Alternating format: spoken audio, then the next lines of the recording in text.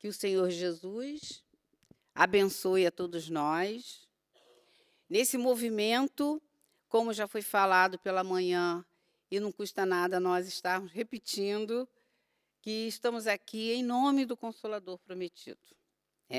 Então, o Consolador Prometido planejou tudo isso, né? Porque Jesus é o governador do planeta e aquele que nos encaminha para o campo de trabalho. Diz Emmanuel, muito bem explicado, muito bem lembrado, esse espírito espírita, Emmanuel, trazendo para nós lá no Caminho da Luz, como Jesus, nos colocando a visão precisa de que Jesus não é apenas um filósofo, como muitos outros que veio ao planeta. Não, ele é o governador do planeta e é ele que nos conduz aos campos de trabalho. Então, estamos hoje aqui conduzidos por Jesus.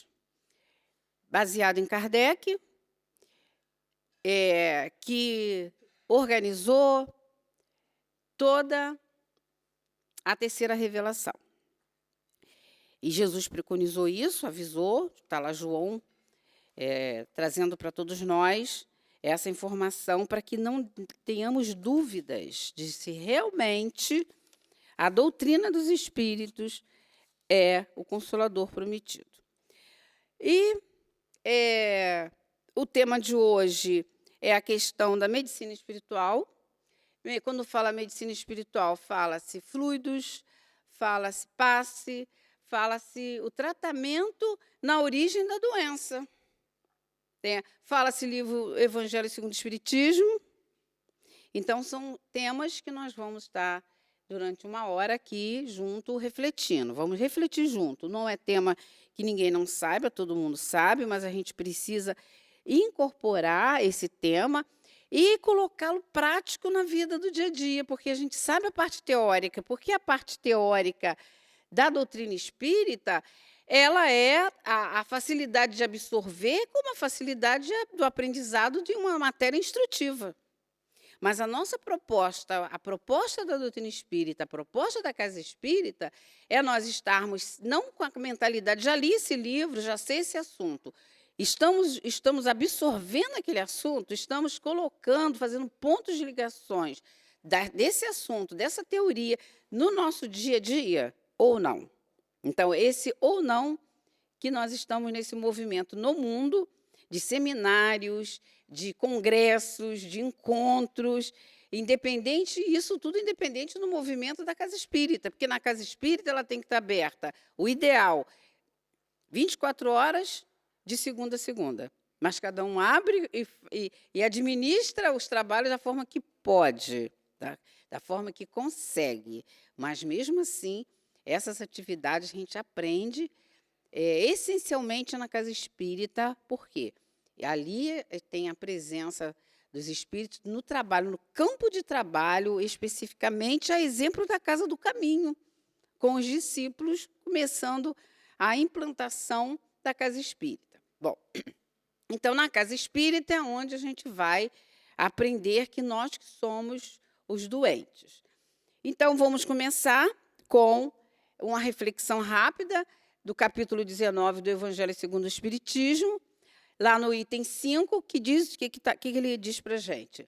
O poder da fé tem aplicação direta e especial na ação magnética.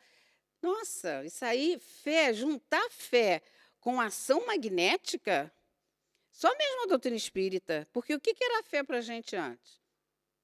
Era a fé cega, mística, né? Símbolos.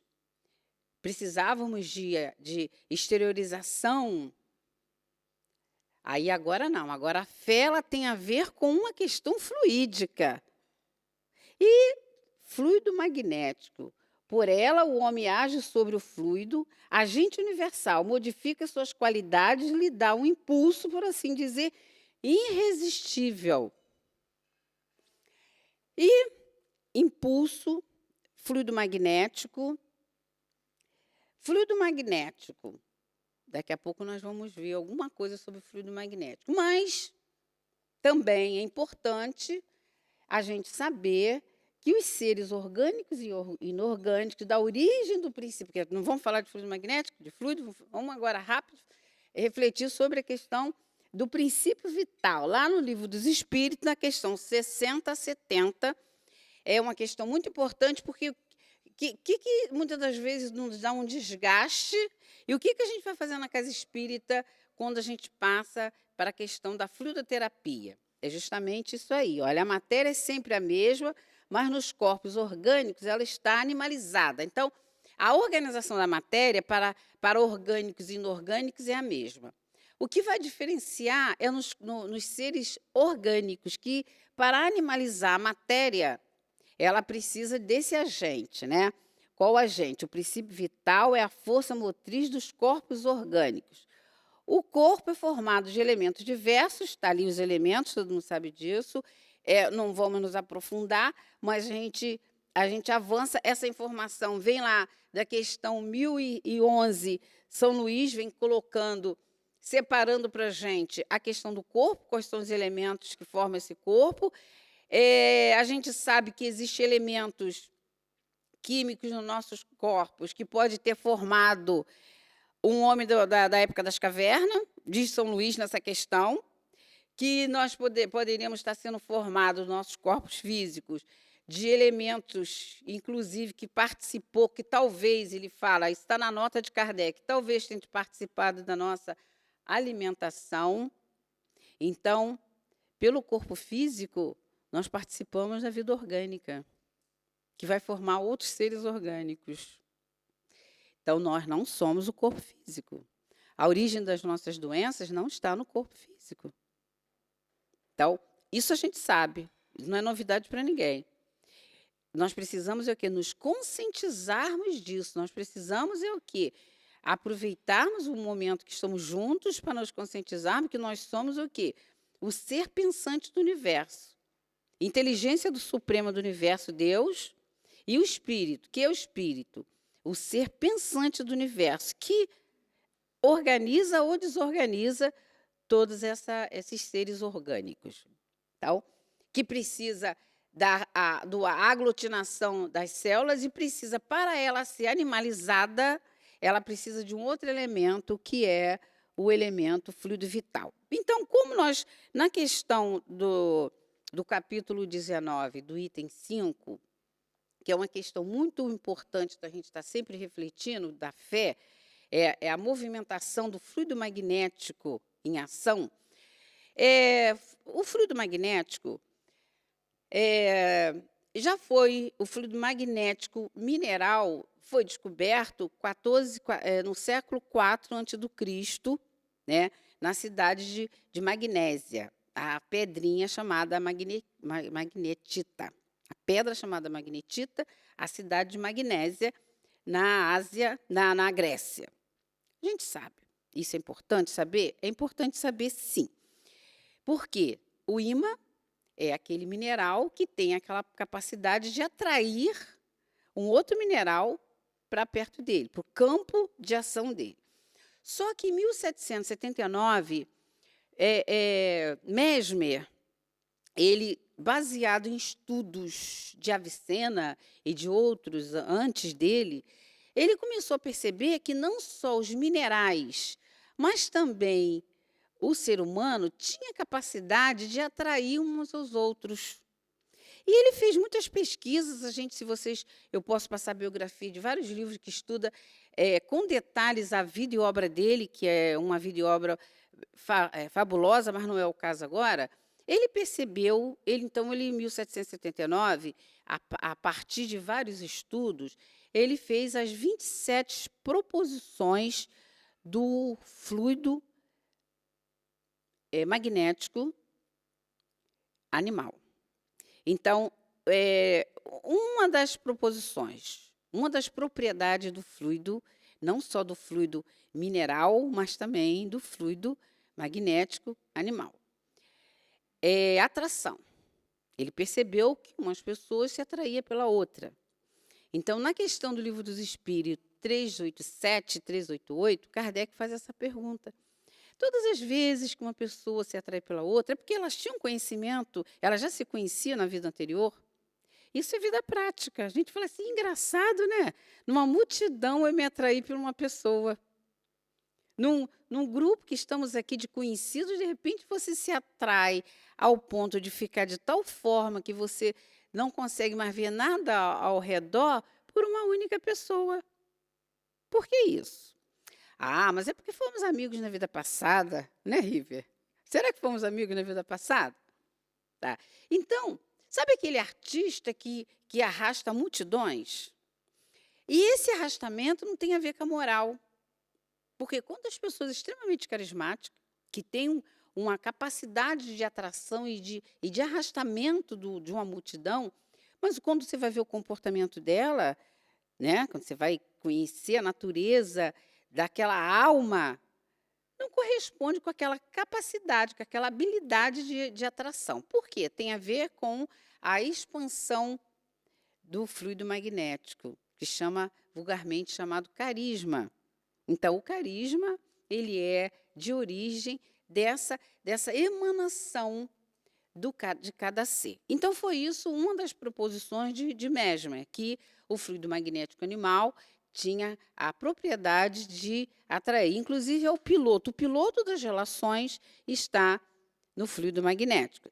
O piloto das relações para a área química, biológica, área animal e da área humana. Tá? Dos seres, dos astros, tudo se atrai pela questão da emanação do fluido. Então, uma outra proposição de Mesmer, dessas 27 proposições, uma outra é, essas duas que eu achei muito importante, a gente está fazendo um comentário rápido.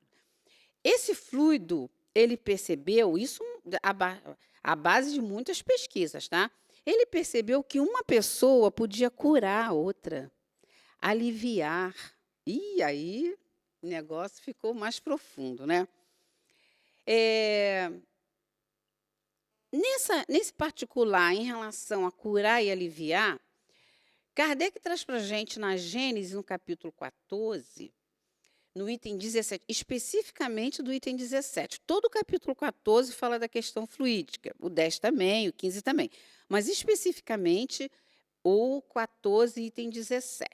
Eu até tenho um quadro, vocês já viram que eu não sou muito didática, né, gente? Que, na verdade, mas não tem problema. Importante, lá na frente, eu tenho um quadro que vai mostrar exatamente o que eu estou querendo falar, que não é exatamente esse, em relação a essa questão, mas eu não vou deixar poder passar esse raciocínio junto com vocês. Então, o capítulo 17, o capítulo 14 do item 17, Kardec traz um estudo fabuloso que diz o seguinte: esse fluido magnético, ele é neutro, mas ele tem dois aspectos. Ele tem um aspecto físico e um aspecto moral. Então, ele diz, quando chegar no slide, vocês vão ver melhor. Ele diz que, enquanto o aspecto físico, ele tem a propriedade, aí ele vem dizendo as propriedades, calmante, adstringente, que seria um fluido adstringente? Sabe o detergente, que quando a gente vai lavar a louça, quando vai lavar roupa, que dissolve, tem a capacidade de dissolver as moléculas, não é isso?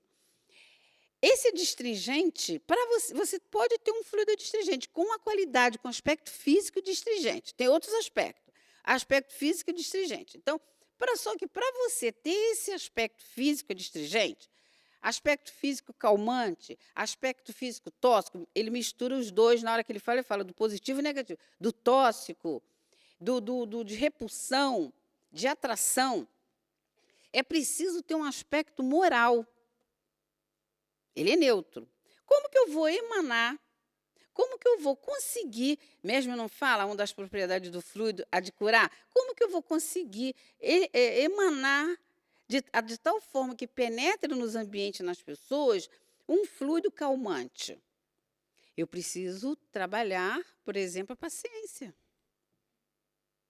Eu preciso gostar do ser humano. Eu preciso desenvolver amor pelo ser humano. Poxa, mas é difícil, né? Não. Quando eu não excluo, quando eu não determino que aquelas pessoas ou aquela outra são melhores ou piores porque têm títulos, e é importante ter título. Quando eu não começo a determinar, julgar excessivamente as atitudes do que a gente julga, mas não faz, já viu? Que assim, quando nós formos ver lá na frente a questão dos centros de força, a gente vai ver lá no centro de força frontal, por que a gente tem sinusite? Aí a gente fica tomando remédio, toma passe de cura, mas não podemos esquecer que tem a ver com o quê? Com o espírito, que sou eu. Qual é o sentimento que eu tenho? Será que eu tenho um excesso de julgamento pela atitude do outro? Ah, fulano devia fazer. Se você entra aqui, ó, se fosse eu faria assim, eu fazia. Você poderia botar isso, tá uma bagunça. Mas eu faço. E quando eu assumo uma tarefa, eu levo ela à frente, eu sou perseverante, mas eu quero que o outro seja. Então, esses dois aspectos lá do capítulo 14 da Gênese, Kardec vem trazendo esses dois aspectos do fluido, aspecto material, aspecto moral, que é justamente para a gente estar atento com toda essa natureza, que isso a gente está falando da nossa natureza. Nós somos assim, o espírito é que emana tudo isso. Tá? Então, a gente tem, ainda no capítulo 19, você vê que a gente ainda não saiu do capítulo 19, A Fé Transporta a Montanha, do Evangelho segundo o Espiritismo, né? Que diz o seguinte, uma coisa também muito importante nesse capítulo. A presunção, evitar a presunção, confundir a fé com presunção. Né? Porque ele é um capítulo que nos consinta, nos estimula a questão da fé, a movimentar. Então, a gente está aprendendo nesse capítulo o quê? Que fé tem a ver com movimentação de energias. Não é estática. Porém, tem que qualificar essa energia. Tem que qualificar como é que eu movimento esse processo de ligação com o divino. A presunção, por exemplo, numa fé. Tem que acontecer de qualquer forma. Só que tem vários fatores. Existe o fator tempo. Por quê? A gente vive muito a questão do aqui e agora. Será que é do aqui e agora que a gente está falando?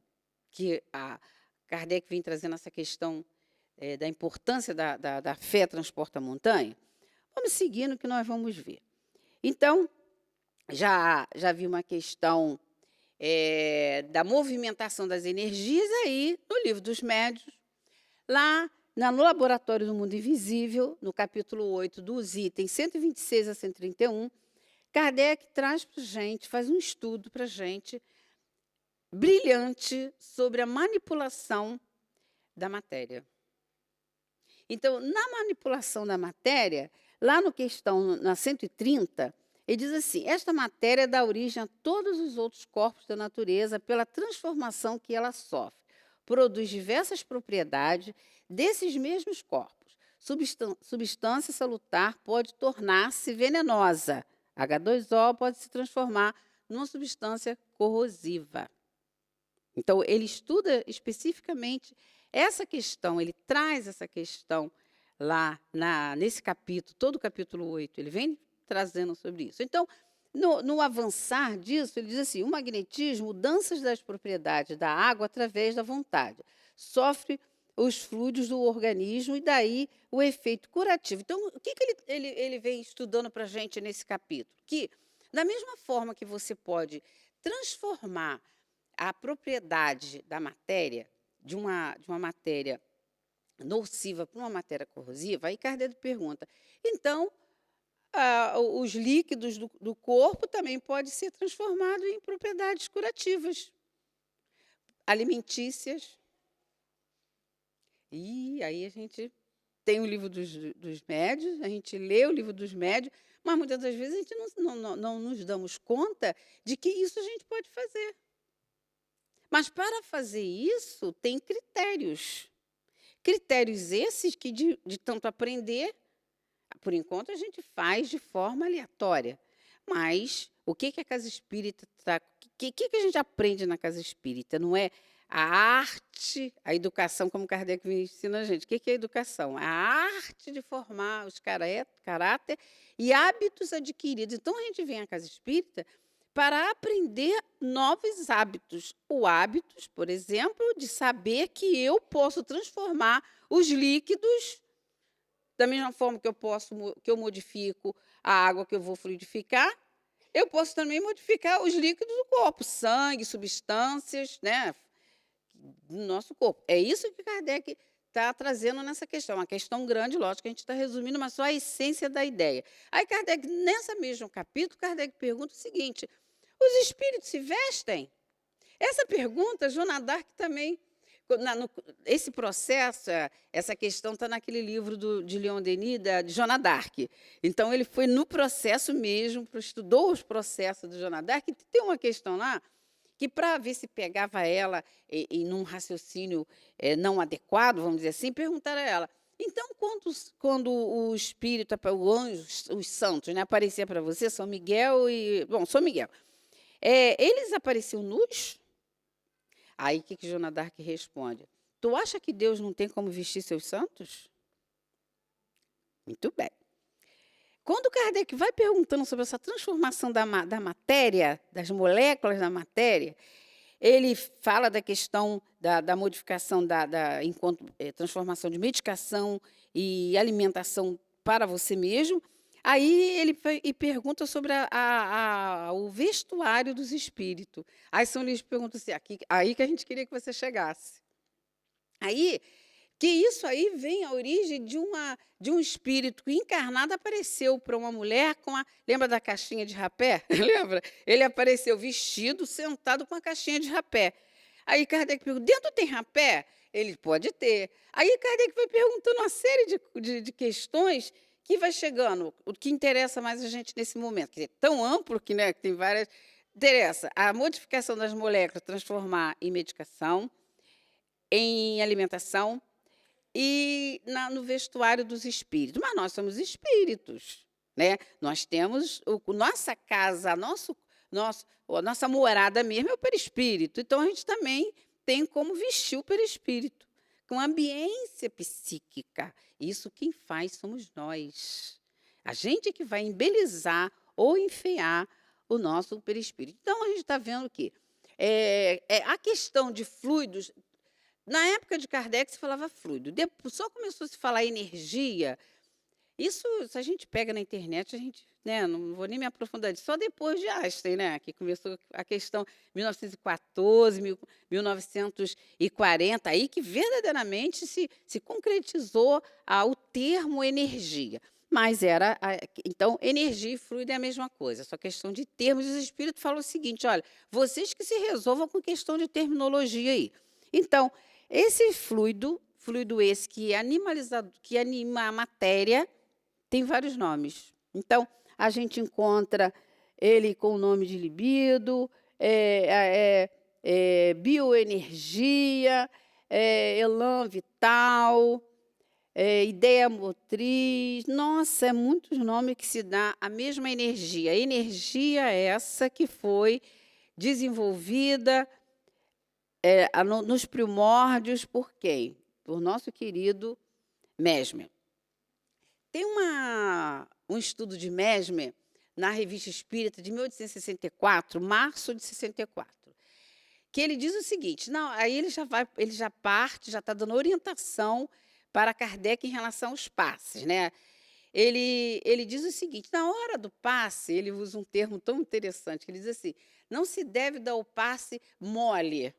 Ele usa esse termo lá na Revista Espírita mole. Aí Kardec fez explicar o que o Mesmer está querendo dizer isso. Você precisa ter uma poder de propulsão. Tu tem que ter energia. Esse poder de propulsão, Kardec cita lá na Gênese, quando ele vem falando a capacidade, a propriedade do fluido, do aspecto material, de propulsão. O que é a propulsão? É a vontade firme de quê? De aliviar a dor do outro. Então, se você vai para o passe, cansado, a mão chega até a ficar assim. Não, tem que ter energia. Essa energia é desejo. Desejo que o outro fique curado, desejo que o outro se harmonize. Aí, por quê? Em milésimo de segundo, você altera a ambiência fluídica. É milésimo de segundo. Ou não, ou ele fica ali. parado. Então, essa mensagem tem muito a ver com a questão fluídica, e é do próprio Mesmer, lá na Revista Espírita, que eu não coloquei aí. Então, a gente tem, ainda na Gênese, a ação magnética dos fluidos, né? Então, essa parte aí é aquela que eu estou falando dos aspectos físico e moral, tá? Então, eu vou pular, porque são os aspectos onde ele vem colocando sobre o ponto de vista moral, traz o cunho dos sentimentos de ódio, sobre o ponto de vista moral, do ódio, da inveja, do ciúme, do orgulho.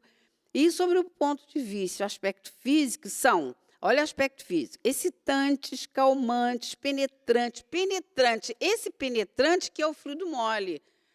Porque se deixar, ele nem vai penetrar, porque você tem que dar impulsão ao fluido, tá? Penetrante, que mais? Adstringentes, irritantes, dulcificantes, sodoríficos. Sabe aquele ambiente? Nossa, me deu uma moleza, uma questão assim que eu não sei de quê, da onde. Vamos ver a ambiência, a psicosfera ambiente que eu estou. E narcóticos, tóxicos, reparadores.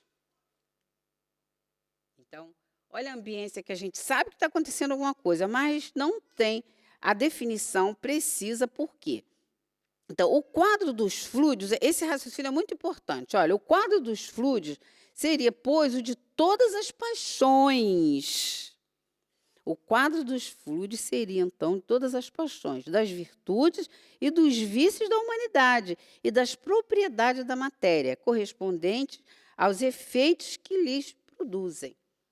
Então, tem a ver com a gente. Quando o André Luiz vem falando da túnica eletromagnética, é a ambiência psíquica nossa, ao nosso redor, que aonde a gente vai, a gente leva a ambiência de quem? Nossa. Tudo no universo tem a ver com a atração e sintonia. Você, em relação à questão material, é atração. Você vai sair atraindo moléculas fluídicas de acordo com aquela que você está emitindo. Em relação à sintonia, tem a ver com o seu pensamento. Você vai atrair ondas mentais de acordo com o que você pensa. Então, não adianta, né? Tudo está na gente, né? A origem vem da gente mesmo. Da cura ou da doença está na gente. Aí a gente vê em André Luiz também trazendo essa questão, na essência, toda a matéria é energia tornada visível. E toda a energia, originalmente, é força divina. Óbvio. Deus, espírito e matéria. Né? Quando André Luiz vem trazendo para a gente a questão do austro divino, o fluido cósmico universal, né?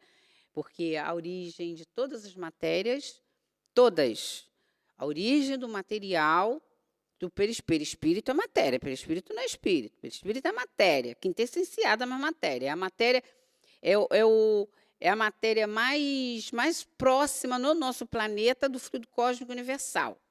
É a do perispírito, que a gente vai sutilizando ou adensando, por causa das combinações que o espírito que comanda tudo isso, que é ele que faz essas combinações, mas é matéria, e essa matéria cósmica, ela está todo o universo. Então, nós estamos banhados no mar de fluidos.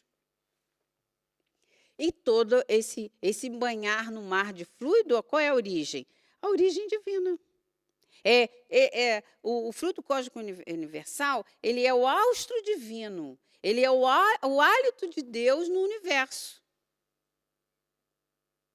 Como se fosse um mar e nós navegando nesse fluido. Navegando nesse fluido, cada um vai absorvendo e construindo o seu ambiente de acordo com o que você pode, já sabe, mas não quer, sabe, não quer, mas vai deixar para depois, porque depende do seu livre-arbítrio. Essa que é a grande questão. Não tem nada a ver com a questão exterior, não tem nada a ver com o outro que me contaminou, não tem. Tem que ser você entrando em sintonia fluídica com a ambiência do outro ou do meio ambiente, que todos estão juntos. Então, pensamento e vontade e ação magnética. A linguagem do mundo espiritual é a linguagem das imagens e dos símbolos, rápida como o pensamento. Isso aí é uma fala de Leon Denis, mas isso também está em A Gênese, capítulo 15. Leon Denis diz, Kardec diz, que os espíritos se comunicam por imagens. Então, as imagens, eles vão pensando e vão formando, vão fazendo aquela imagem, aquelas telas de acordo com o que eles podem. Aí que é a grande questão, porque não adianta você ficar neutro, porque, de alguma forma, você vai ter que, em cima do muro, você não vai poder ficar, porque a lei é de sintonia. De alguma forma, com uma determinada imagem, você vai absorver. Então, a importância desses estudos é entender que eu preciso decidir quais são o teor mental, da mentalidade que eu quero absorver, porque é a lei de relação. A lei é de sociedade. Então, a lei é de absorção de imagens, de teor mental e de sentimento um do outro. Isso é inexorável. Não tem como eu dizer ou negar que isso vai acontecer. Tá? Então, a gente segue ainda com Leon Denis em relação à disciplina do pensamento. Isso daí tem tudo a ver com a questão fluídica. Por quê? Está lá no capítulo 27 do Problema do Ser Destinador, onde Leon Denis traz um código comportamental. O código comportamental que ele traz está nas forças da alma, nas potências da alma, que é onde ele vem falando da necessidade da reforma do caráter e da disciplina do pensamento. Então, não tem como eu desejar ter saúde se eu não reformar, não prestar atenção de como eu estou me relacionando, com que sentimento eu me relaciono com as coisas. Como eu me relaciono com as coisas? Aí eu vou na questão da fé, porque a ideia de Deus não é adquirida. Nós já sabemos, os espíritos trazem para a gente que a ideia de Deus é inata. E já está provada pelos antropólogos lá nas cavernas, os desenhos rupestres, que ali eles já tinham processo de adoração.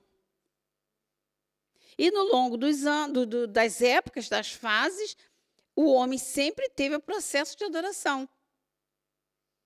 Aquela questão 650 do Livro dos Espíritos, na questão da litolatria, fitolatria, zolatria. Cada fase ele fazia adoração, uma árvore, uma fase as rochas, os relevos, outra fase os vegetais, outra fase os animais, até chegar na idolatria, a questão do ídolo.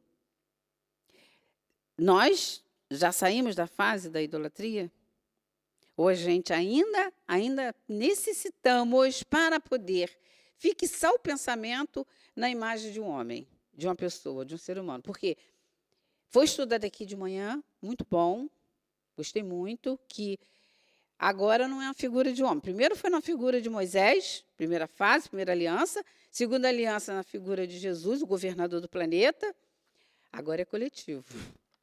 Não é mais na figura de homem, não. Tanto que Kardec, quando chegou na família Boldin, já tinha 57 cadernos de perguntas e respostas. Ele organizou. Ele deu feição de revelação. Mas ele não fez sozinho, que ele precisou das médios, das jovens médios. E outra coisa, ele, por exemplo, nem acreditava na reencarnação. Mas os espíritos foram falando, não é bem assim, não.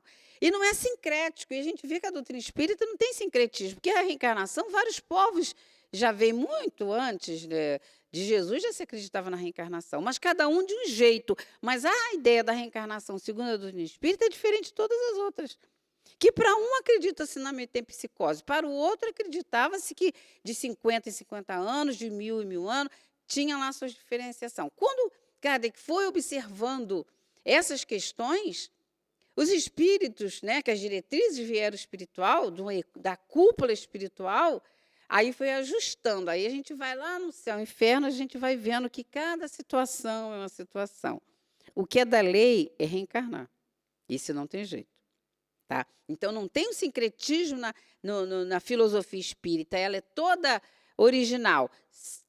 Ela já é da natureza, sempre existiu, mas na forma que os espíritos trouxeram, o diferencial foi que a equipe espiritual, tá? Entendemos? Com a equipe do homem encarnado, tá? Então, é trabalho em conjunto, em equipe. A exemplo de Jesus, como traz Emmanuel para a gente, lá no Caminho da Luz, quando ele diz que o Messias e a equipe de espíritos puros, engenheiros astrais, quando ele vem citando o primeiro grande momento que Jesus se aproximou do planeta, na gênese do planeta, depois o segundo momento foi na vinda dele lá no dia do Natal. Então, é necessário a gente mudar todo esse pensamento, que reformar caráter e disciplinar pensamento é disciplinar segundo Jesus nos ensinou. E segundo Kardec veio reforçando. Segundo Kardec vem mostrando que, a partir de agora, a evolução do planeta está baseado na doutrina espírita. A gente até fica descrente disso, porque o mundo material está avançando tanto, né? Pois é, mas ele vai penetrar nas instituições de tal forma que não tem ninguém que vai conseguir reter, conter a força. Na época de Jesus não existia televisão, rádio, não existia nada, e, no entanto, tudo que ele falou ficou no éter cósmico. De tal forma que o homem poderia chegar lá, mexer, mas outro reencarnava e botava no lugar. Calma, não precisa nos afligir, porque a casa espírita é pequena, só vai 3, 4 pessoas, o importante é o trabalho. Então, nós estamos falando sobre fluido. Nós estamos conversando sobre aquilo que a gente emite para as ondas fluídicas e vão ser trabalhadas no laboratório do mundo invisível, no determinado, porque são missões. Kardec não vem dizendo lá na questão 334 do Livro dos Médiuns, a missão de cada casa. Cada casa tem sua missão. Então, nem todas as casas têm a tarefa de atrair massas. Também não adianta atrair a massa se ela não sair educada da casa espírita. O que adianta? Qual é a função da casa espírita? Educar aqueles que vão lá junto, a gente primeiro, e aqueles que vão consolar as pessoas. Como foi feito os primeiros discípulos na Casa do Caminho. Como Jesus fez, ele não estava nem preocupado que não tinha rádio. Tem alguém gravando o que eu estou falando? Não, não tem. Por quê? Ele sabia que aquilo ali tudo estava sendo registrado no éter cósmico. Registrado. Bom, aí a gente segue ainda na questão, refletindo na questão da necessidade. Ele vem dizendo que o pensamento é criador, e é nesse capítulo que ele fala da necessidade da reforma do caráter e a disciplina do pensamento. E aí a gente dá um pulo, uma conexão ainda na questão do laboratório do mundo invisível. Existem assim, algumas questões na casa espírita. Devemos ou não botar água para ser fluidificada? Ah, não tem necessidade. Bom, enfim. Vamos, então, na obra. Capítulo 10º do Nosso Lar. Bosque das Águas. Nos Bosques das Águas, aqui sabe aquele rio azul que corria toda a cidade, né? E ali era o alimento das pessoas, daí se tirava várias coisas, alimento, reparação. Né? Aquelas águas, elas nascem lá no Ministério Superior, onde ficam os espíritos mais evoluídos, com mais capacidade. Eles trabalhavam ao quê? Laboratório do Mundo Invisível. A transformação das moléculas, das propriedades da água, de elementos malsãos para elementos corretivos, alimentícios, curadores. Aí despejava todo aquilo ali, corria pela cidade Nosso Lar, e para onde ia aquela água? Diz lá no final do livro que caía como em forma de chuva, né? No final termina assim, não é isso? Mas o que a gente está trazendo esse raciocínio? Para a questão nossa do dia a dia da água fluidificada na casa espírita. Só na casa espírita, não. As águas da nossa casa.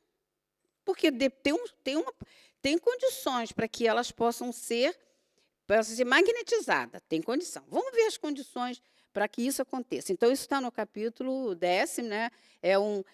Isso que eu falei antecipadamente, foi Lísia que explicou a água, poderoso condutor de fluidos de qualquer natureza, do ministério da união divina, os espíritos mais evoluídos que promovem a sua purificação em nosso lar, aos diversos institutos que a magnetizam, curativos e alimentícios. A água é excelente condutor de fluidos.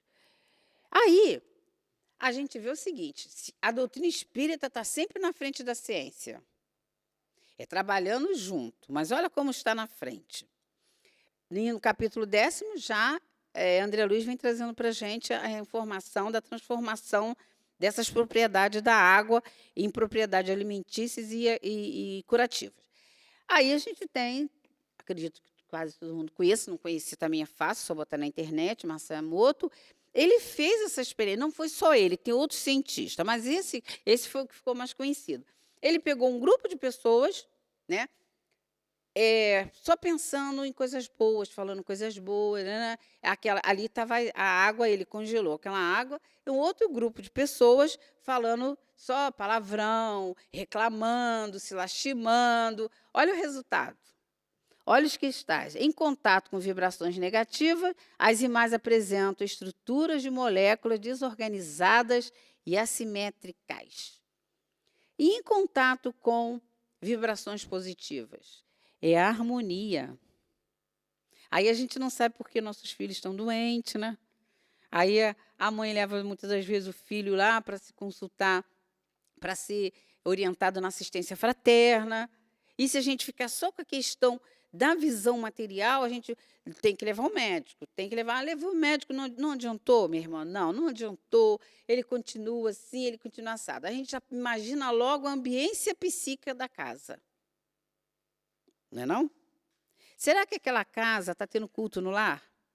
Será que os habitantes daquela casa, quais são as emanações fluídicas, as imagens que são jogadas? Então, quando a gente fala imagem, a gente vai pensar o quê?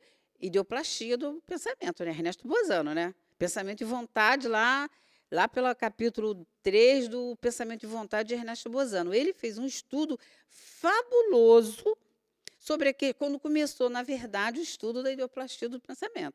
Ele recebeu um rapaz vendedor de Bíblia, ele estava com um médium no dia, na casa dele, que dá a entender que era David Hume. Ele estava com o médium, ele deixou o rapaz entrar, o rapaz só falou diabo, capeta, chifre, isso e aquilo, vendendo a Bíblia. Porque se você não lê, aquela história, né? Aí, quando o rapaz saiu, estou resumindo, quando o rapaz saiu, o médium falou assim, engraçado, ficaram 3 espíritos aqui.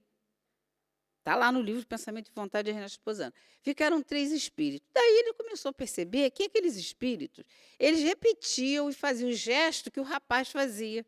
Aí eles perceberam que não era espírito, eram formas pensamento. Igual bloco de gelo, de gesso, igual boneco de neve, assim. Tão magnetizado, tão denso, a matéria tão densa que ficou ali. Então, leiam essa parte do Pensamento e Vontade de Ernesto Bozano, vocês vão ver que isso aí dá para a gente, subsídio para a gente, na hora de pensar, a gente pensar. Cuidado com o que eu estou pensando, porque vai magnetizar, vai transformar matéria etérea em matéria tangível. E vai ficar como? Da onde saiu aquilo ali? Vai estar em sintonia com quem saiu. Então, esse ambiente pode ser dessas 2 formas. Vai depender de como falamos e pensamos no ambiente que vivemos. Já viu as crianças absorvendo tudo isso? Então, eu hoje mesmo ouvi uma história da Carolina. A Carolina, ela está até aqui presente, é brasileira. Ela vem ser neta, bisneta, não, da Dona Ivone Pereira.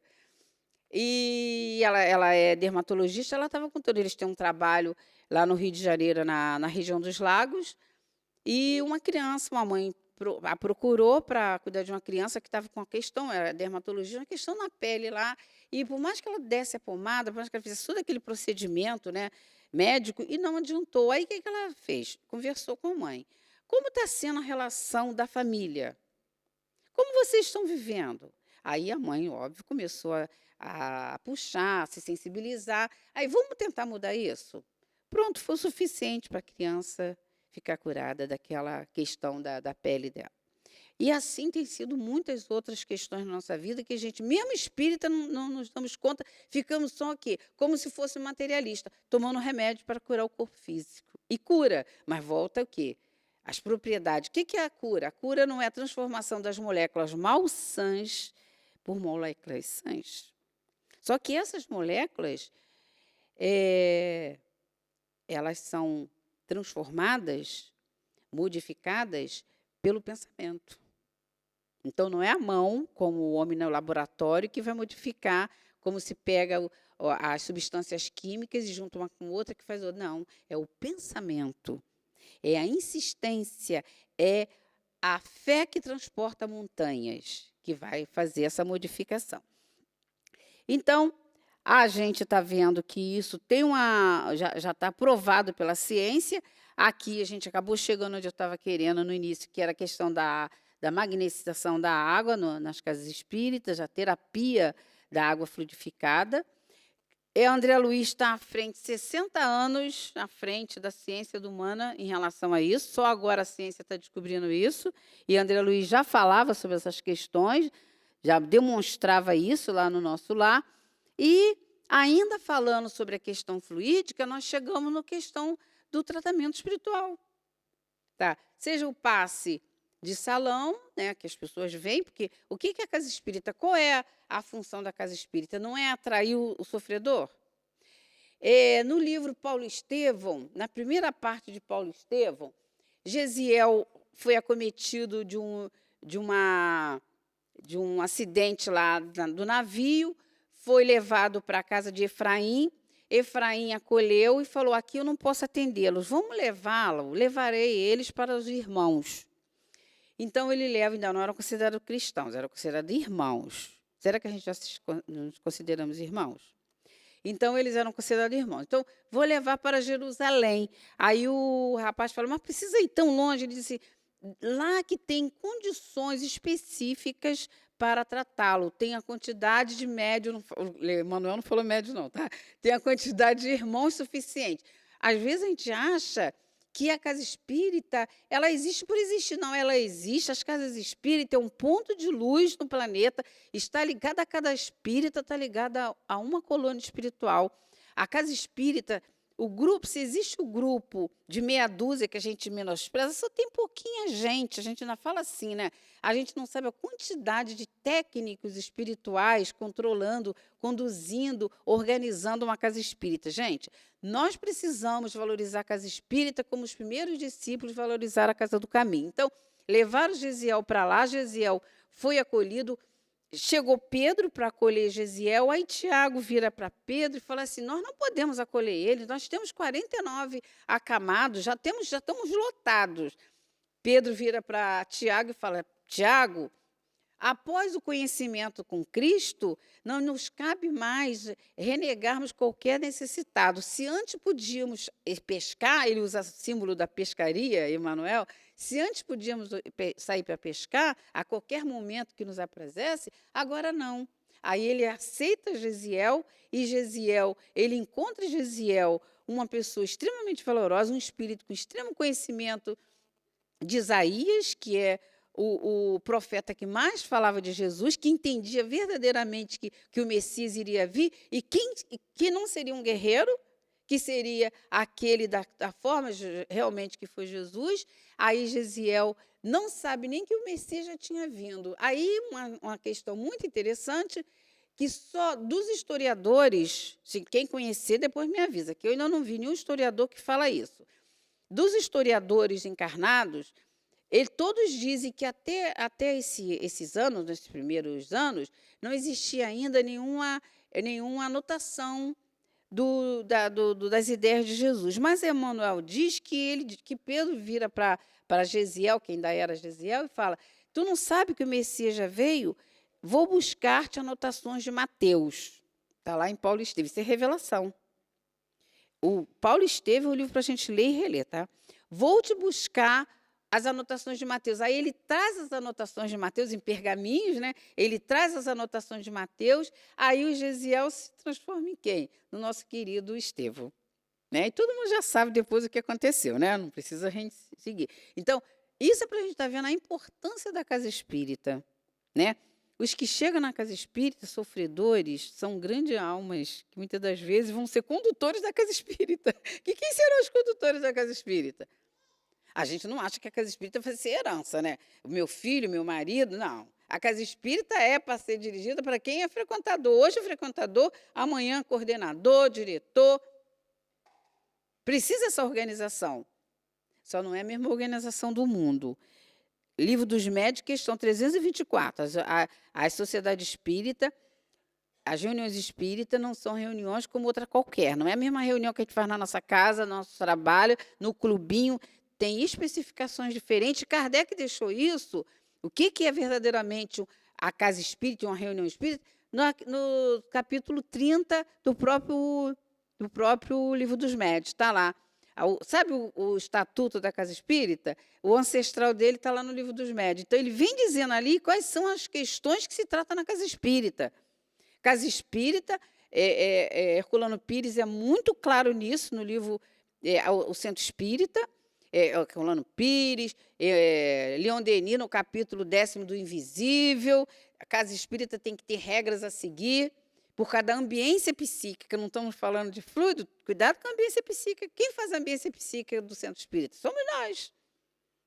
Quem nós atraímos para o centro espírita? Bom, os espíritos têm um montão, mas eles são de Deus, segundo João? Tem que verificar se esses espíritos são de Deus. Será que os benfeitores ainda estão na casa espírita ou já foram embora e tem outros que invadiram? Aconteceu na casa espírita, tentando invadir a casa espírita, eles foram através de quem? Qual é a brecha que foram deixada? Dos próprios médios. Pequenas brechas.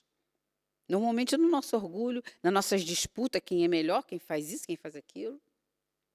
Né? Então, existe toda a questão fluídica do passe. Aqui eu estou trazendo a questão do passe de sopro, porque está lá nos Mensageiros, capítulo 19, a importância disso. E a gente segue. Quando se fala se ectoplasma, também fala-se fluido vital, né, transformado, enfim.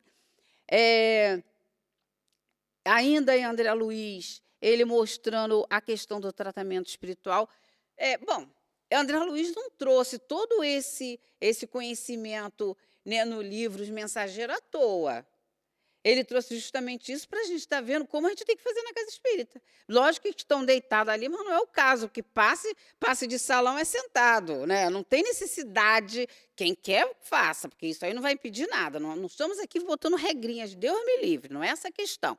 Estamos só falando da atuação dos fluidos, seja através da emanação pelas mãos, através do sopro, que aí já são coisas mais específicas, porque a origem de tudo isso do estudo do fluido magnético está lá, especificamente daqui, na questão de mesma, mas a origem mesmo está em Jesus, como nós vamos acelerar para a gente estar vendo quem nos ensinou verdadeiramente a fazer tudo isso. Como nós estamos falando do fluido, eu lembrei de trazer uma questão lá Entre a Terra e o Céu, porque é onde André Luiz, é o livro que André Luiz começa a falar da questão dos centros de força.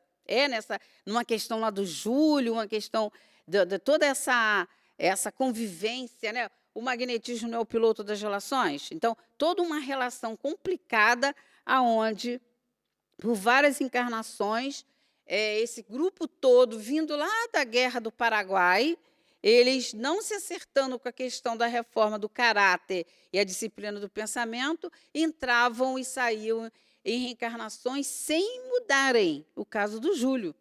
3 reencarnações onde vem a origem de um suicídio, mas a questão não foi o suicídio em si, foi o pensamento de vingança que estava impregnado na mente dele. Ele não conseguia perdoar uma traição, ainda da Guerra do Paraguai.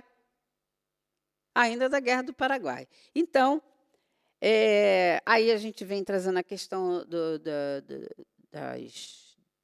do corpo perispiritual, das camadas do corpo perispiritual, o corpo etérico, o corpo astral, o corpo mental, que se divide, né? não vou me aprofundar nessa questão, só para a gente estar vendo. E a gente vai para os centros de força, localiza-se a localização. Por quê? Tudo isso a gente absorve o fluido não só absorve, tem um canal para se absorver tudo isso. Né? Então, um dos centros de forças que melhor absorve as forças fluídicas transcendentais é o quê? É o coronário. No coronário, nós temos lá a glândula pineal, que a gente tem aprendido, né? Que é o órgão, é considerado um órgão, a glândula pineal, é o órgão da mediunidade, porque é através dela que você absorve todas as emanações nessa convivência da comunidade, do grupo encarnado com o grupo desencarnado. Tá? Então, são tudo ações que sempre existiu, só que agora, da mediunidade, a partir de Kardec, veio o quê? Veio uma ciência, uma filosofia e uma ciência. Então, não cabe mais nós estarmos agindo na casa espírita sem o estudo prévio.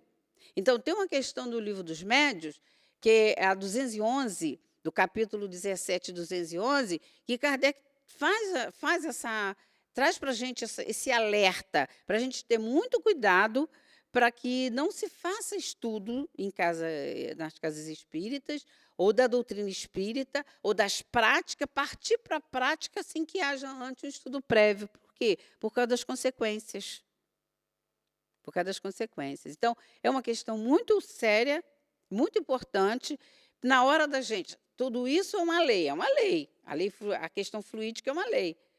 Porém, a gente precisa saber como manusear isso, como utilizar, como direcionar toda essa questão para ter um resultado positivo, um resultado satisfatório. E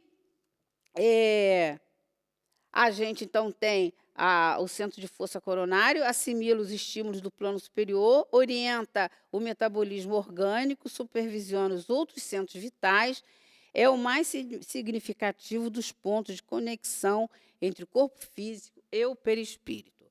Óbvio que isso aí tem muitos outros detalhes que não temos tempo para a gente estar vendo agora. Então, tem o centro de força frontal, localiza-se na região da fronte, regula as atividades intelectual.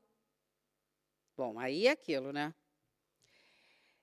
Eu quero, eu desejo, eu leio, absorvo o conhecimento, mas o que eu faço com ele? Será que ele fica estagnado? Estagnação fluídica? Aí eu raciocino, eu vejo, eu olho, mas eu mais condeno, eu mais cobro que o outro realize as coisas do que eu mesmo. Aí eu tenho sinusite, não sei por quê, né? Por que será? Aquela sinusite crônica, né? Sabe assim? Que você toma remédio, mas não sabe por quê? Mas já viu a dureza das nossas críticas em relação às ações do outro? É ativado. O espírito está ali com atividade mental extremamente ativa. E cada vez mais ativa. Mas direcionada. E na hora da ação? Aí o que acontece com essa questão fluídica? Ela fica, aí dá enquistamentos. Toma remédio, alivia, volta novamente. Tá? É óbvio que para cada centro de força, a gente poderia estar comentando, estudando junto algumas questões, mas não dá tempo para isso, nós vamos estar acelerando e só para a gente estar vendo mesmo os centros de força e tal. Ainda a questão do ectoplasma, a gente já falou, e a origem, aonde é fabricado no corpo físico tudo isso. O André Luiz vem trazendo para a gente onde tem a fabricação do fluido vital, lá na mitocôndria. Tá? E, então, depende, a gente precisamos ter muito cuidado com a questão da célula em si, como nós vamos estar direcionando o nosso pensamento. Nós estamos falando de pensamento, estamos falando de qualificação de fluido que circula ao nosso redor, porque nós vimos rapidamente, mas vimos a questão das camadas do perispírito. Então, diretamente ligada a cada célula nossa, onde é fabricado a origem de todo desse fluido vital. Quando o Mesmer, antes de falar de William Crookes, quando o Mesmer descobriu não só os minerais, mas o homem poderia gerar esse fluido vital, depois, que mais tarde, com outros estudiosos, o que foi descoberto? Que a origem do fluido vital ela está justamente no átomo, né? Depois foi descoberta a questão dos elétrons e descobriu que aí André Luiz, lá nos domínios da mediunidade, ele vem falando para a gente da questão do spin. Ele vem dizendo que os dois elétrons no núcleo do átomo, né, com qualquer movimento de fricção, você altera os dois elétrons e eles fazem um movimento. Por exemplo, uma caneta esfregou. Quando você esfrega, você está agitando os dois elétrons do átomo. Agitou, ele faz um campo eletromagnético. Essa experiência que a gente faz na escola, né? Aí ele puxa o cabelinho. Isso aqui é um campo eletromagnético, tá? Esse campo eletromagnético é uma ação exterior que você faz. Quando você pega um ímã grandão, tem até aqueles filmes, né? Aquele ímã grandão que ele puxa um carro, leva para lá. É a mesma explicação do átomo para a matéria. E o nosso perispírito é matéria, tá? Então, toda essa fluidez do spin está no átomo da matéria. Estando no átomo da matéria, para que haja um campo eletromagnético do mineral, é de fora para dentro, pela fricção, pela questão elétrica. Só que do animal, do fluido elétrico animal, é interior, é o espírito que tem que provocar uma ação. Para quê? Para que a expansão perispiritual fluídica seja maior ou menor. Primeiro falando de expansão, e para qualificar, continua sendo de interior, de fora para dentro, do espírito para o corpo. Então, depende sempre de nós, toda a qualificação e a expansão do campo eletromagnético nosso. E isso aí foi muito bem estudado, porque não foi exatamente William Crookes que criou o termo ectoplasma. A gente sabe que foi Aksakov, o russo Aksakov, né? Mas foi o William Crookes, todo mundo lembra de William Crookes, né? Lá estudando com o espírito Kate King, né? Que ela fez, existe o livro, né? A experiência de Kate King. Então, ele fotografou, ele fez 1000 experiências com a materialização desse espírito. Só que esse fluido é o mesmo fluido que a gente usa no passe, não precisa mais ter materialização. Foi o quê? Provou que existe. Só que as coisas não vão avançando. Agora a gente vai fazer o quê com esse fluido? Doar. Quando fala ectoplasma, a palavra ecto é para fora, aparecer. Então, o ectoplasma é o fluido quando materializa. Materializa de forma mais tangível. Entendeu? Quando ele tem a mesma ação, a mesma função, quando ele está em estado etéreo. O que é estado etéreo? Se aproxima da pessoa, tem que ter critério, tem que ter estudo prévio. Não tem que ter estudo prévio, como diz Kardec, numa reunião pública. Estudo, enquanto está acontecendo o estudo, ou antes ou depois, não importa, cada caso organiza de jeito. Então, houve toda uma preparação, toda uma conexão com a equipe desses espíritos, mais o médium. Se aproxima, porque nós não estamos falando aqui de magnetizadores, né? Nós estamos falando de médium, né? O homem, por si só, pode doar esse fluido e tem uma ação. Poder pode, Kardec deixou isso bem claro, poder pode. Na Revista Espírita, de 1862, ele traz um estudo muito aprofundado sobre isso. Porém, o cansaço, o efeito é muito inferior no magnetizador que quando acontece com o médium, com a presença do espírito. Que aí há uma potencialização desse fluido e uma qualificação, porque quem vai qualificar esse fluido são os espíritos. Nós não somos Jesus. Nós vamos ver aqui quando Jesus fez isso, como foi, né? Vamos lá, rapidamente. Então, o William Crookes traz essa questão para a gente, esse estudo, e ainda André Luiz na questão lá do passe também. Tá, deixa eu só avançar. Tá, avançou.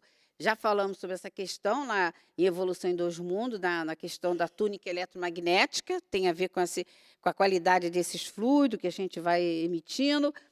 Essa curar ou não curar tem a ver com a questão do Código Penal da vida futura. Olha só, estamos raciocinando junto, não estamos? Eu aqui achei isso, se a gente... mas vamos pensar se sim ou se não. Inexoravelmente, todo mundo, na hora de um tratamento espiritual, ela vai ficar curada? Não. Por quê? Não se sabia por quê.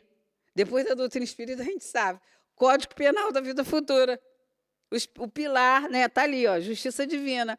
Então, no Código Penal da vida futura, o que a gente tem aprendido? Olha lá. Principalmente nas questões 8, 9, 12, 16, 19. Tá? Então, o espírito, para que ele possa ser realizado, a autocura, né? Nós vamos ver um pouquinho mais à frente, quando na questão da mulher hemorrágica, que ao tocar em Jesus, ele falou, senti que virtude saiu de mim.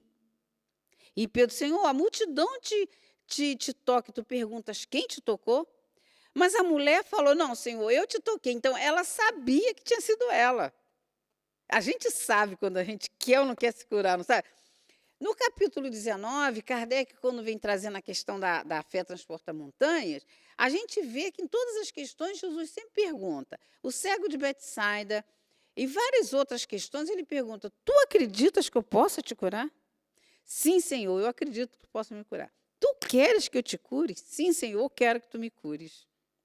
Na mulher, foi uma cura instantânea, porque ele não perguntou, ele não sabia, ela tocou nele. Aí o que aconteceu? Deixa eu ver se eu acho aqui. Eu vou voltar aqui na questão da expiação, tá? Deixa eu ver se eu acho aqui.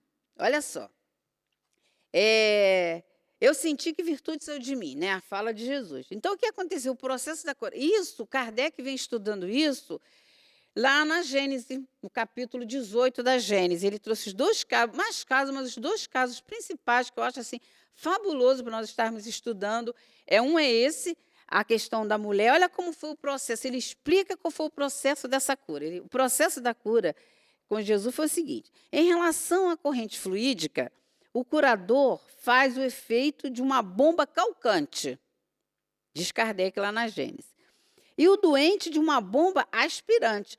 Foi esse processo da cura. Aí ele diz assim, a fé não é uma virtude mística, mas uma verdadeira força atrativa, enquanto que aquele que não a possui opõe uma força repulsiva à corrente fluídica. Gente, isso aí é muito sério, está lá na Gênesis. Esse é o processo da cura. Eu preciso ter tanto querer, eu preciso desejar tanto, que eu vou agir como uma bomba. E Jesus era o quê? Jesus foi a bomba, na bomba ele foi de calcante, expulsou, saiu de Jesus, porque saiu o tempo todo, mas nem todo mundo absorveu. Essa cura foi instantânea. Essa cura foi instantânea. Então, pode acontecer, mas nós somos uma bomba calcante? Nós já temos tanto amor assim ao ponto de estar eliminando, tanto que ele nem sabia que ela estava tocando nele, nem sabia. No outro, para a gente estar finalizando, a questão do cego de Betsaida já foi um outro processo de cura. Um outro processo que também Kardec traz na Gênesis, assim, Jesus o levou para fora da cidade, olha só, Jesus o tirou da cidade de Betsaida, tirou do ambiência psíquica dele, que a Betsaida ali é a representação. Nada que Jesus fala é materializado, tudo é a nível da alma. Então, Jesus o tirou da ambiência que ele vivia, aquela vida ao azar. Sabe, a gente gosta de ficar doente, porque todo mundo cuida, todo mundo... No início, depois todo mundo... chata pra caramba, nossa, já vem ela, não é assim? Né? Na família, filho, amigos, todo mundo. Quando você é sadio, todo mundo cobra mais. Aí você já quer ficar logo doente, que é para ninguém cobrar. Tá? Então, na verdade, é isso que Jesus está falando. Você tem que sair da ambiência que você mantém na túnica eletromagnética. Que substância tem você está respirando o tempo inteiro? Então, ele tira o cego da vila de Betsaida, ele tira ele de lá, Jesus tira fora da vila, passou saliva. Aí aquele processo, isso aí é em Marcos 8, olha lá, Marcos 8. Porque tem um outro relato que é cuspir na areia. Esse não é o cuspir na areia. Então, é o processo da cura paulatinamente. Porque será que por causa da questão lá do Código Penal da Vida Futura, será que todo mundo está em condição, já está arrependido de ser vida ao azar? Será que todo mundo já quer realmente deixar o velho homem para trás e pensar na frente? Porque se não está, não vai acontecer a cura. Então, o cego de Betsaida, ele passou a mão, perguntou como ele estava se sentindo, e ele fala, né, ó, os olhos após impor-lhe as mãos, perguntou se via alguma coisa. Aí ele diz, vejo homens que andam como árvores. Então, na verdade, ele ainda não estava, a cura foi paulatina, precisa estudar, precisa ouvir palestra, precisa trabalhar no centro, precisa volta para casa, viver com as pessoas. Aí você vai mudando o quê? O raciocínio. A cura é a alma que fica curada, com as ideias, com a reforma do caráter, a disciplina do pensamento. A alma que vai entender que as potências, você já sai da mão de Deus com potência, elas têm que ser desenvolvidas. E é você que vai desenvolver. Não é o fato só de reencarnar que você vai crescer. Você precisa reencarnar, precisa aprender, precisa maturar, porque senão vai ficar reencarnando no mesmo panorama. Em país diferente, em família diferente, mas leva a aldeia de Betsaida para onde você reencarna. Júlio teve 3 reencarnações. Não foi por causa do suicídio em si que ele teve aquelas 3 reencarnações, foi por causa do enquistamento da ideia do ódio. Foi traído e não perdoou. Por isso que Jesus falou tanto a necessidade do perdão. Então, quando ele cura, o efeito magnético é evidente. A cura não foi instantânea, mas gradual. Somos muito imediatistas, né? A gente não quer mudar a mentalidade, a gente quer mudar os efeitos exteriores, que o outro mude, mas não adianta. Então, a cura é sair da aldeia, modificar a ambiência psíquica. A ambiência psíquica é modificada pelo pensamento. As doenças, lógico que tem muitos outros modos de falar, outras pessoas falariam aqui muito mais detalhe, mas principalmente essas doenças crônicas, pode ter certeza que é um sentimento crônico que a gente está. A literatura espírita é rica. Se a gente pegar Invisível de Leon Denis, a gente vai encontrar vários capítulos explicando sobre isso. O problema do ser do destino da dor, então, quando chega lá a partir do capítulo 20, das potências da alma, a gente vai entender o que é a questão do pensamento, da vontade, que é uma alavanca poderosa. Então, a gente tem muitos recursos para verdadeiramente a gente mudar. E precisa mudar, senão não vai acontecer. Senão os fluidos a gente vai viver em volta com a mesma ambiência psíquica. E como a gente diz, que nós somos agentes da cura, como somos agentes da doença. Então, quando a gente está trazendo essas questões, é para a gente estar refletindo ali, olha, Amadeu Ferrari, lá do Memória de Suicida, e ele teve lá uma questão no passado de escravo, ele reencarnou com um problema do câncer, tinha uma tarefa grande na casa espírita, todo mundo ficava muito revoltado. Como é, poxa, Amadeu, um grande trabalhador, vai ter câncer? Porque a gente acha o quê? Que vai trabalhar para se salvar, né? Vai trabalhar para se salvar de quê? Mas da mentalidade que nós tínhamos de que nós não éramos imortais, nós não éramos almas, mas nós sim corpo físico. Então, o que acontecesse com o físico, né? Nós falamos aqui ontem que, segundo a mentalidade materialista, não pode se falar em dor. Para o materialista, a dor ele quer correr da dor. Mas, segundo nós aprendemos com Jesus e com Kardec, é bem-aventurado os que sofrem.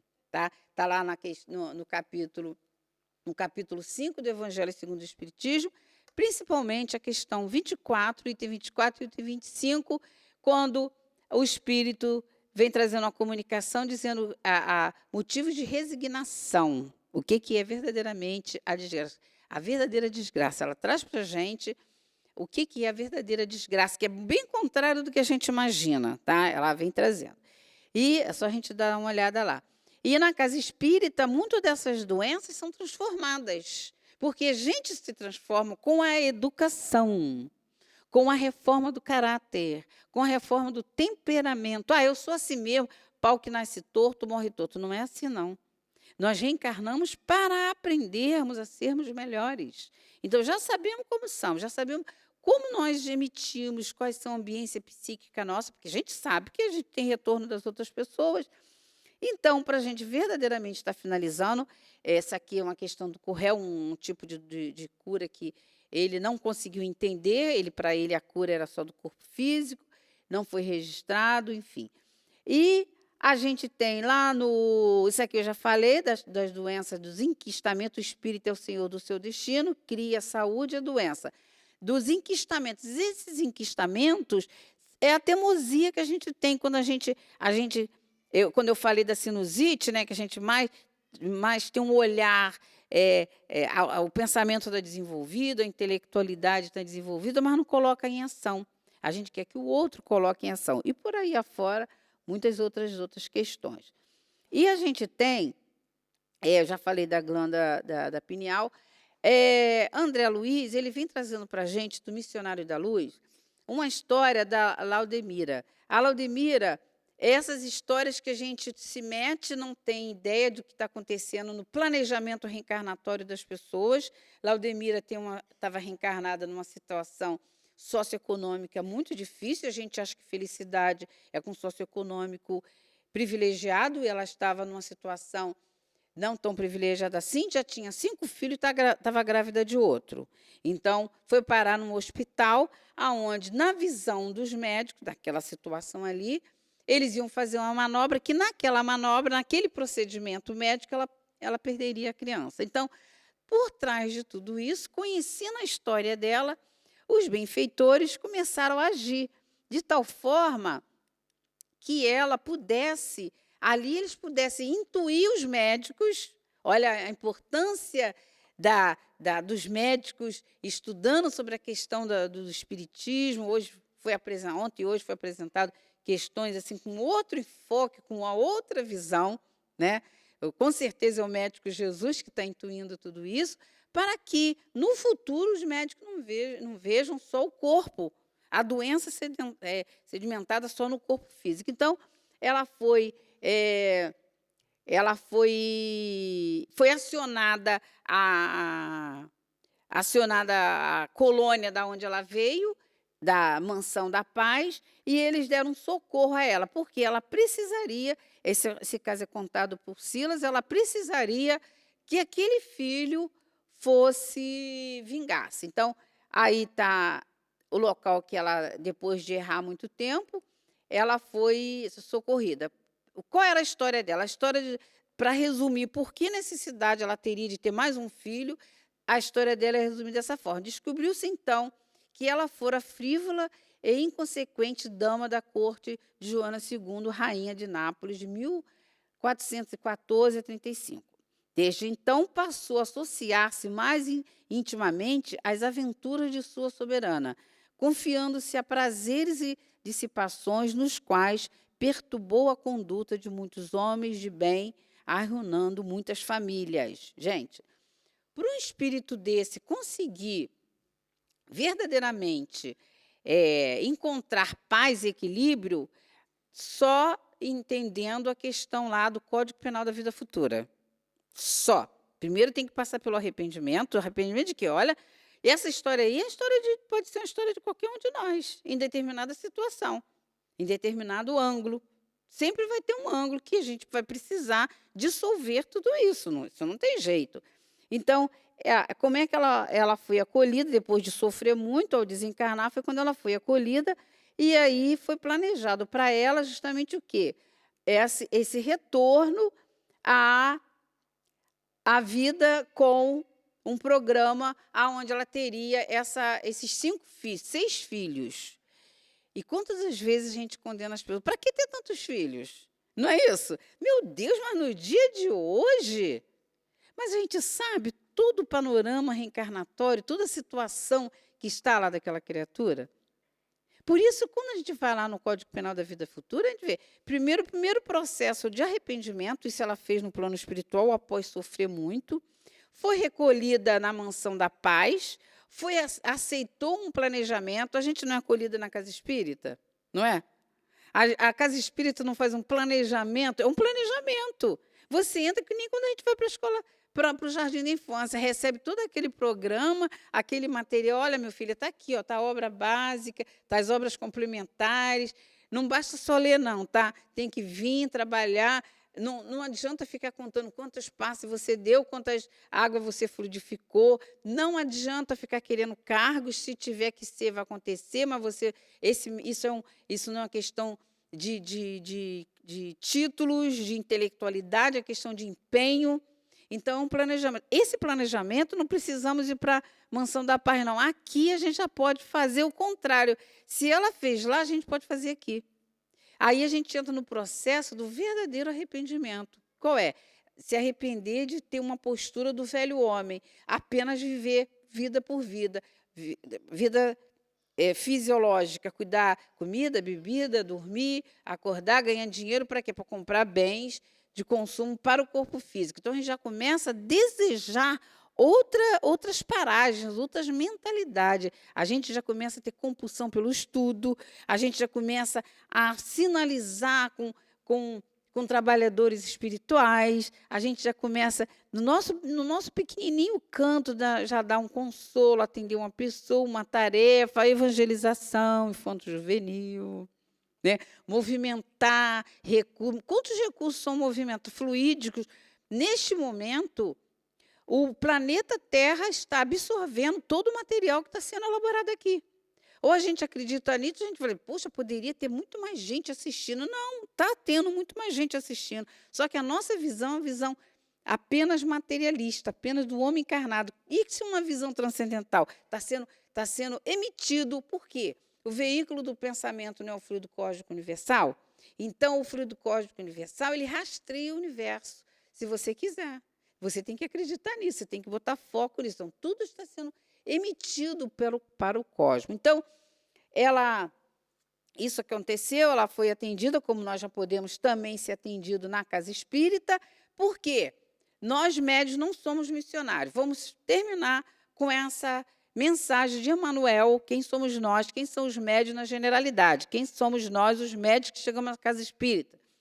Somos as laodiceias da vida, somos aqueles que já entramos no processo, que queremos ou já entramos no processo de arrependimento para começar a trabalhar as provas e expiações para, no futuro, ter as reparações. Então, Emmanuel diz o seguinte, quem são os médios na generalidade? Os médios, em sua generalidade, não são missionários na acepção comum do termo. São almas que fracassaram desastrosamente, que contraíram soberanamente o curso das leis divinas e que resgatam sobre o peso de severos compromissos e ilimitadas responsabilidades o passado obscuro e delituoso.